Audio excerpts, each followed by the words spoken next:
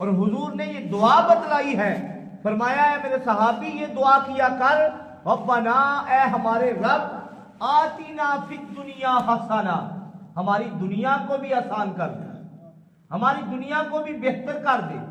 ہماری دنیا کو بھی خوبصورت کر دے۔ آتینا فی الدنیا حسنہ وفی الآخرۃ حسنہ، اور ہماری آخرت کو بھی آسان کر دے، ہماری آخرت کو بھی خوبصورت کر دے، اور وقینا عذاب النار، اور ہمیں جو دوزخ کی آگ ہے اس سے بچا لے۔ تو حضور نے یہ جو دعا ہے یہ بتلائی ہے، اے میرے غلاموں یہ دعا کیا کرو، ربنا آتینا فی الدنیا حسنہ وفی الآخرۃ حسنہ وقینا عذاب النار۔ تو حضور صلی اللہ علیہ وآلہ وسلم نے